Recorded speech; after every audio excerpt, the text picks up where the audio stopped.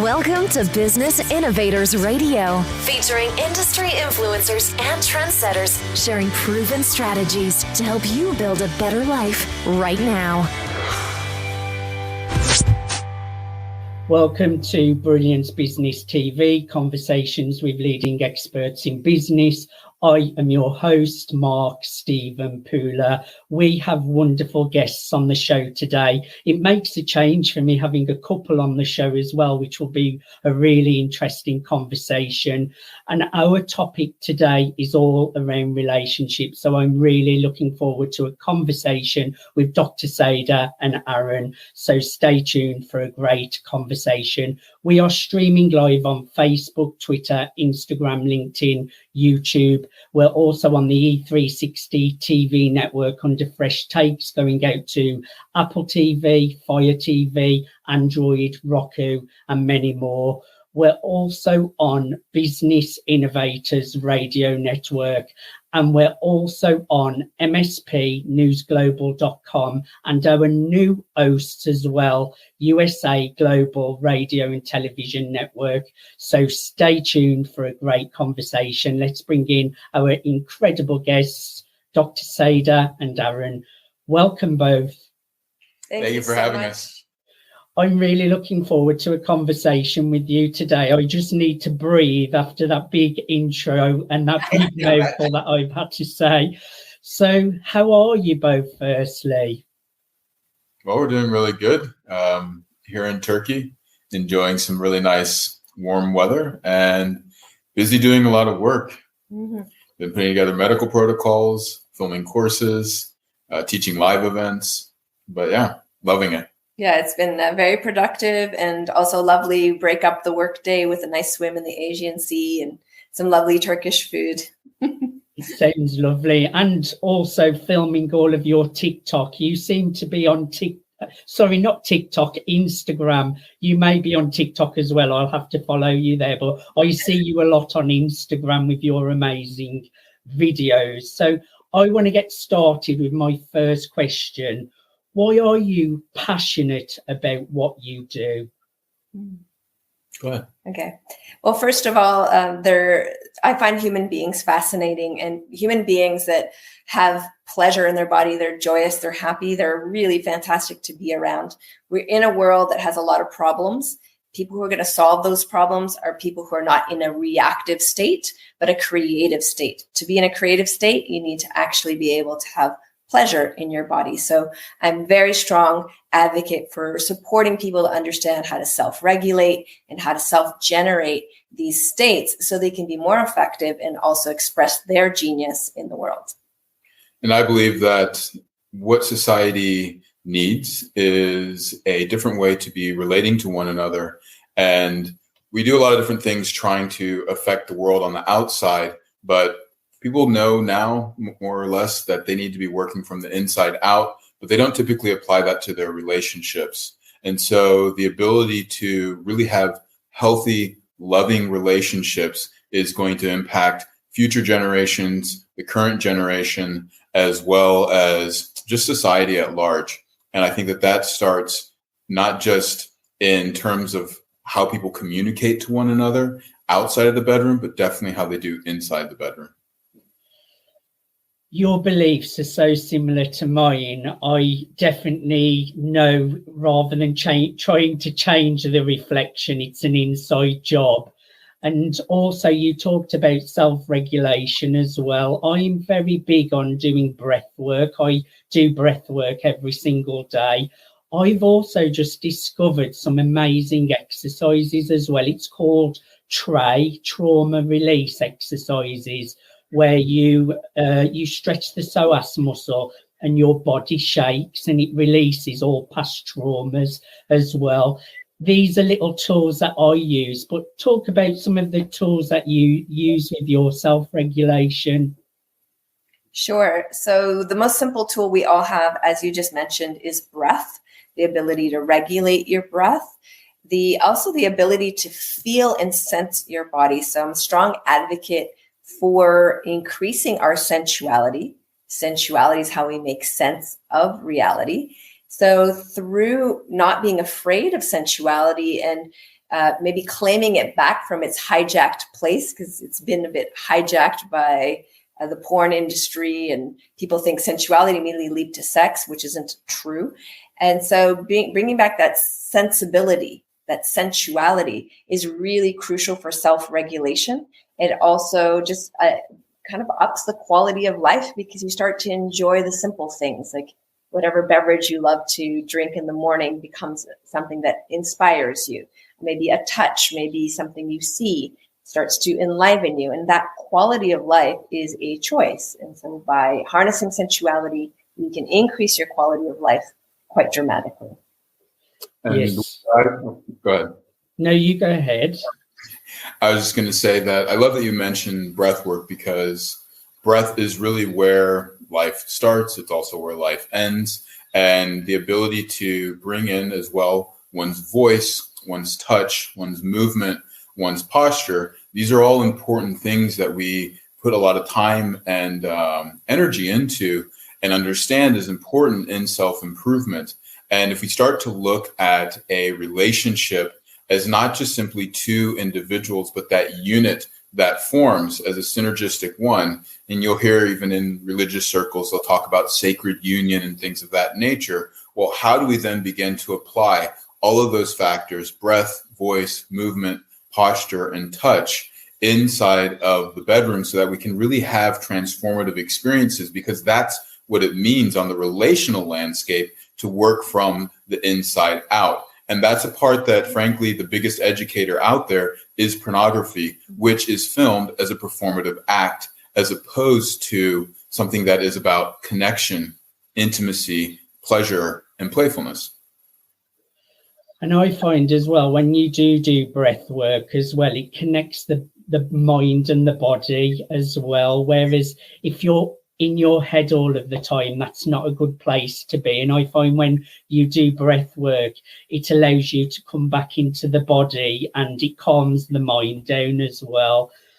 What is the significant? You go ahead if you want to ask. I was just going to add to, because you'd mentioned the importance of self-regulating and then the ability to calm oneself down. And I just wanted to add that that is the same way then that couples can self-regulate their relationship when things start to spin out of control. A lot of times you'll almost hear that the next level of therapy is to then take that Zen moment that you might have with yourself and then bring it into a relationship. And the way then to create that self-regulation is by sharing these different types of practices together. And the art of lovemaking and the beauty in that is exactly what that serves a purpose as.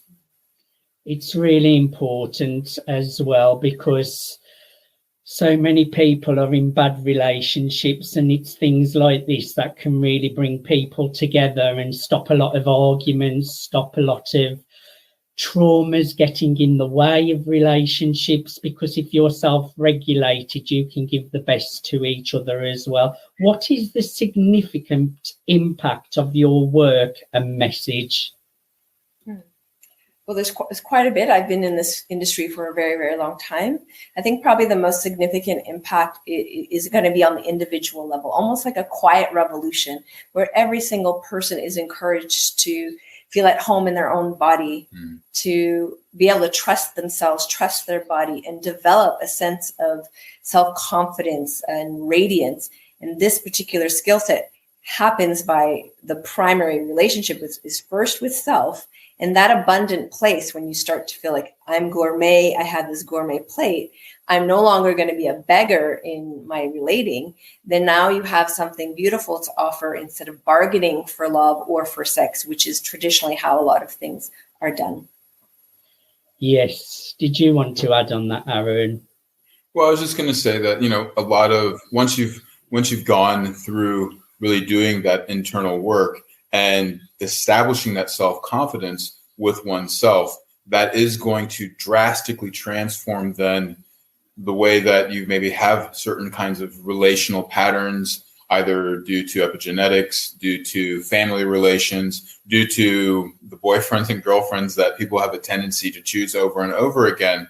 And being able to really start to value oneself and find one's self-worth, when you can do that, then you will no longer be looking for that, Prince Charming or the perfect person to make everything all of a sudden make sense in your life. Because there's an idea that we need to sort of almost romantically wait for the perfect one to complete us. But until we're able to complete ourselves, then we never can really come together in a complementary way that really supplements one another. The idea that we should get fixed by finding someone else almost brings up to me the analogy of two ticks without a dog. Yes.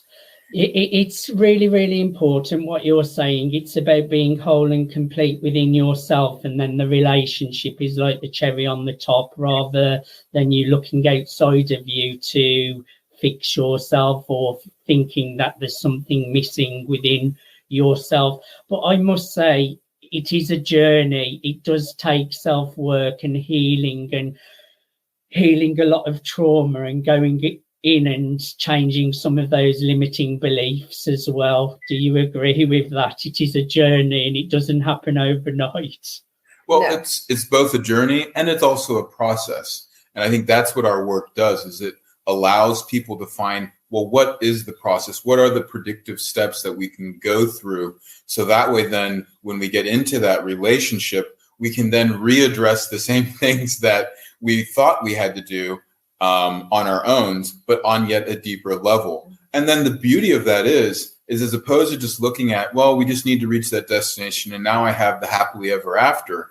Instead, you're able to approach one another and start to go even deeper and look at a relationship as an adventure, as curiosity, and not just only safety, which is extremely important, but the ability to kind of develop and then even go beyond that and bring one another into an optimal state. We often miss out on the opportunity that relationships can be transformative in the same way that our actions and our daily practices and daily behaviors can transform us into not an idealized self, which is this kind of perfect concept, but an actual optimized self where we work with what we have and find the beauty of bringing that together with what another person has to offer. Did you want to add on that, Dr. Saida? I just think it's really important for people to understand a few things. One is that first romantic intent that a lot of people have, especially if they're younger, that very special someone, and that whole white picket fence marriage, dog, 2.5 kids fantasy. And so for some, that's true. For others, it's not. So that's something that, okay, is a motivational factor, but it tends to be very problematic because it's a learned desire. It's not always an authentic desire. Then there's the other part where it's like, okay, well, we'll come together, we're going to heal each other and empower each other. That's also lovely, but I really believe your relationship should not be your therapy, that needs to be done if you really need that with another person, a professional. So I think what I really think relationships at the heart, where they're going to thrive a lot more is, what are you creating together? What would you love? If that is the central focus, you're going to have a lifetime of something very extraordinary, because it's not just a place where you go once and tick it off and then you're done. You're going to constantly be creating until your very last breath. To co-create with someone is quite extraordinary. It's also an ongoing journey as well, because some people may go on a journey of becoming whole and complete and then get into a relationship and then give up on all of the stuff that got them there. So they might stop doing their breath work, they might stop working on their beliefs and things like that. So I think it's good to remember that it's a lifelong journey, isn't it? It's not something that you just do and get whole and complete and then you give up all of these practices. Well, Mark, let me dive into that just a little deeper there. So I think you're on a very important point. We often will choose a partner because of chemistry, which is absolutely fabulous. I believe it's very important. I don't want to trash romance, but if romance is strictly based off of, well, the look in the person's eyes, or that they drive me crazy, or there's just this thing that I don't know, or, I've always loved a person that has this certain height, or whatever that idealized self is, if you were really to look at all of those things and then ask the simple question, well, are those values by which you would then think that this person would be a good father or a good mother or a good partner? All of a sudden those things kind of go, oh, well, actually they don't really translate into what the true things are that build a good relationship, which is if you have good economic stability, if you have the ability to have shared common values and communicate, as well as then a sexual relationship. These are the things that make for strong partnerships. And if all we do is kind of look at the things that are just extraneous to that because of a certain look or this je ne sais quoi, then you don't really end up having the objective ability to go, you know what? These are not the things that really translate into a partner. It's the stuff that kind of makes us drunk on love for a time period, but that effect will fade for sure within probably 6 months to, well, you hear the 7-year itch. Did you want to add on that, Dr. Saida? No, I think we're good on that particular point. I would like to add as well, when you're doing this inner work as well, the reflection gets better as well. I think when you change inside, you get the best out of other people as well, because it's so easy to become a victim and see people as perpetrators, or you see yourself as a victim. But I think when you are whole and complete, you can really see the good in others as well, and then people can show up better for you. Does that resonate with you as well? Absolutely. Very much so. So what are the biggest challenges your clients have? There's quite a few, so maybe we'll just do more the top ones, because there is a huge variety of challenge. For a lot of the ladies that I work with, a challenge could be simply that they don't trust their own bodies. They're not feeling pleasure. They're feeling quite insecure. And then when they enter a relationship, they're more in a very anxious state around relating and end up bargaining a lot. So they end up kind of in this mess. And so that's a big challenge. So part of their work is to start having a better capacity to respect themselves and have really healthy boundaries. What I've noticed is there's a relationship between, there's both physical and emotional things. However, there isn't almost a separation. So for instance, I typically will be dealing with people that are experiencing everything from pain and anger, which have a tendency to go together. There's also fear and anxiety, which has to go with, on a physical level, a lot of tension held within the body. Then in terms of boredom, there's typically a lot of numbness in the body, which is probably actually the most underrated thing I would say in society when it comes to sexual and relational health, because by definition, you do not feel numbness, and you can't really notice boredom in some sense, because you're often trying to think and grab different things that you're wanting in life to fill a hole that's missing. And then lastly, I would say also that there is a good amount of guilt and shame, which on a physical level has a lot to do with kind of like hiding oneself, speaking negatively to oneself, having a poor self-image. Just great points. There's so many things I could touch on there. I mean, fear is one thing. I think fear is something that everyone on the planet has an issue with at some point, and I'm just starting to overcome a lot of my fears, which is great as well. And guilt and shame as well. And they're things that people don't normally talk about, because when there's guilt, shame, or fear, these are normally things that people keep to themselves because they feel guilty or ashamed that they're even having some of these things, don't they? Absolutely. And go ahead. Yeah. So part of shame research has shown, however, that if you're able to share, speak to, expose the thing that you have shame around, it actually starts to heal, because they say that shame only grows in silence. Yes.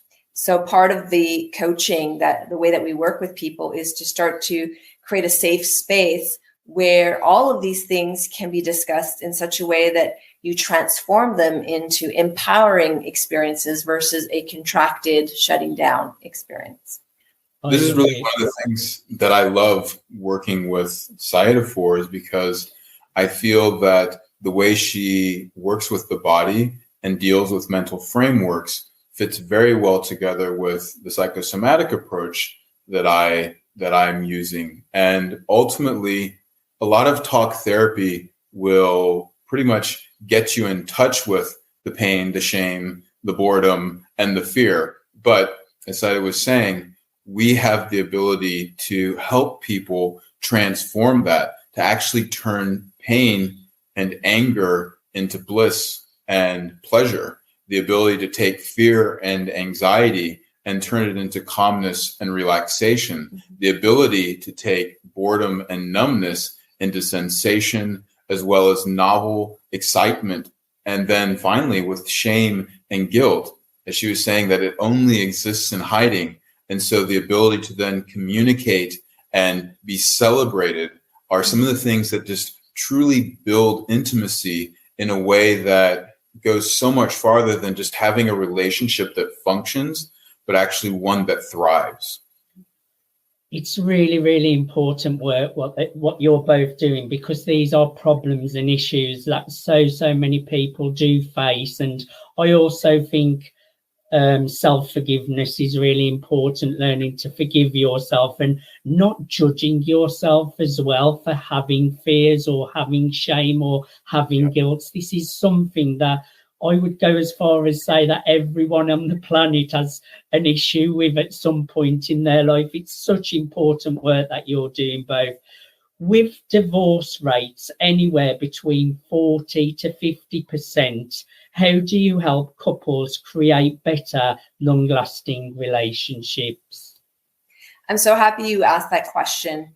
It's really important because stable couples, stable relationships create stable societies. And it's really important, especially if those couples have children, because they're being imprinted. They're the next generation that's literally learning this is how you relate. So a lot of the work that we do with couples is to teach them actual, real, tangible practices to do together that generates more intimacy, that generates more respect and curiosity and connection. Aaron? Well, often we'll jokingly say, you handle your finances and we'll help you with your communication as well as your sexual intimacy. And if people can start to find this combination of solution inside their relationship, they're already taking out the primary three factors that I mentioned earlier for why there is divorce, which is economics, not having shared values or communication, and then a lack of sexual intimacy. Mm-hmm. And ultimately, if relations can start to build themselves around these factors, then imagine what happens inside of communities that then starts to have these shared factors. And then what happens to societies and civilizations that can build healthy economies, healthy shared values, healthy communication with one another, as well as healthy sexual relations. And all of a sudden you have a very, very different landscape of societal change. And I want to say, Mark, I've brought some of these ideas to senators and to the UN and had some very deep conversations with leadership. And they all told me, it's a pipe dream. What are you doing? There's no laws. There's nothing institutionalized yet to really, make these things happen. I said, no. I don't care about that. I care about the individuals. The power's in the people. As individuals learn to love more and really understand how to claim that part of their life, then the laws and everything else will change. It will have to, because we'll meet that crucial point where enough people are asking for those things because they're living it. I don't think people need to wait for governmental legislation and policies and permission in order to start right now living better, more secure, more empowered lives. This is really about exercising and claiming one's sovereignty. Mm-hmm. I think so much more people now are becoming awake to looking after their mental health and looking after being more emotionally regulated. So I think it's great work that you're doing, and you're changing the world one person at a time as well. Why do you feel it's important that the governing bodies support healthy relational dynamics in their population? Well, again, it's the factor of stable society. So ever since the lockdowns, gender-based violence has gone up, like skyrocketed. In some countries, it's over 600%. This means that people are literally dying, with domestic violence. It's extremely high. This causes a lot of instability in societies and a lot of problems and way too much trauma.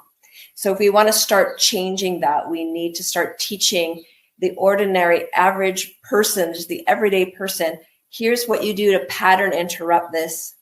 Here's what you do to process the things that weren't so nice in your life. And here's what you do to move into creating what you would love. These things must be given to the everyday person and not just held for elite groups or private groups. There was actually a study that was done after the first lockdown, and they found the number one factor for relational, psychological, and physical health was having a healthy sex life with your partner. I mean, this is so absolutely overlooked, yet crucial when it comes to being able to build healthy societies. And, this isn't just stuff that we're speaking about as well. We have recently authored a medical protocol that we are now putting into the first studies as we are speaking. And this is to help design a whole new type of therapy that the medical industry can start to promote. The last time that there really was any kind of medical protocols to help with intimacy in the bedroom for couples was sensate therapy. And that was in the 60s or 70s. So we're literally talking, over half a century ago. So the ability to have this change is massively needed, and it's been a long time coming. We're also working with the Department of Justice in South Africa, where there is severe amounts of gender-based violence, and being able to provide children as well as adults basic types of sex education as well as body sovereignty is absolutely crucial for changing these type of issues that simply aren't going to be found just by having law enforcement. It's through educating and empowering people, again, from the inside out. And to be able to find organizations that are wanting to do this is absolutely important. It's also considered by, I think, 7 different major organizations, such as the UN, UNESCO, all of these bigger bodies, where comprehensive sex education is actually a human birthright, and it's not available hardly anywhere. So it's really, really important. People seem to know it's important, but we still have this attitude that, well, everybody kind of knows how to do that. Don't worry about it. And yet relationships are failing. People are not having fulfilling connection. And they're actually sometimes even abusing or hurting one another, and sometimes in an unconscious way. So we want to pattern interrupt that. And we want to really support people and let them know it's not that hard. These are very easy things that they can learn and implement in their lives.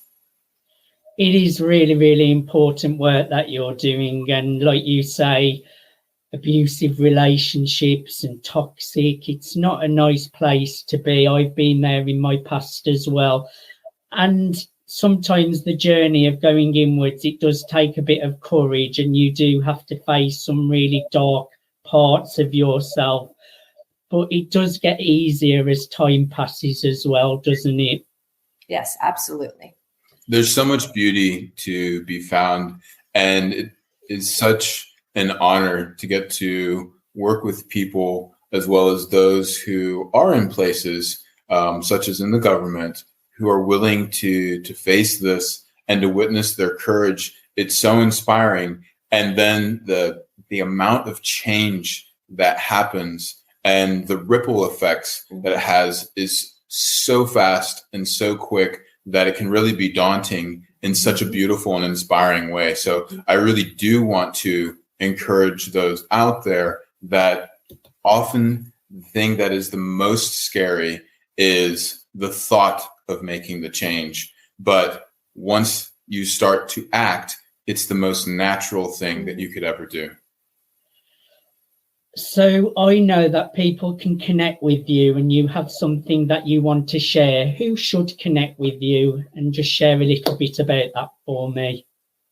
Yeah, so embodiedlove.love is one of our many websites. We have a lot of different offerings for people, but this one we thought we would speak to here because it really is to support couples. And there you're going to find information on, well, what is embodied love? What does that look like? And how do I get to do it quickly? So there's an offer there called the 9 Naughty Nights, and it's just playful dates that we put together for couples. We've given this to couples of all ages, all lifestyles, even couples who are trying to have another child and while they're busy with the one child, or all these different combinations. And it's been extraordinary, the feedback. People are just having way better connection, way more intimacy, and way more fun. And people love to have a great date night. And well, in 9 dates, you're going to have a very, very different relationship. So it's quite amazing. I would encourage everyone to go to embodiedlove.love. That's embodiedlove.love.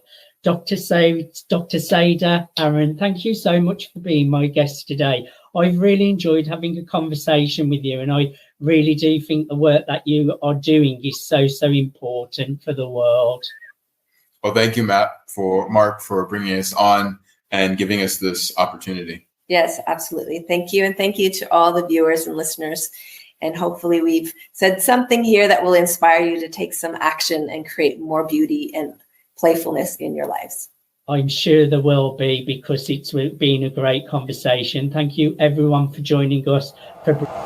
Thanks for listening to Business Innovators Radio. To hear all episodes featuring leading industry influencers and trendsetters, visit us online at businessinnovatorsradio.com today.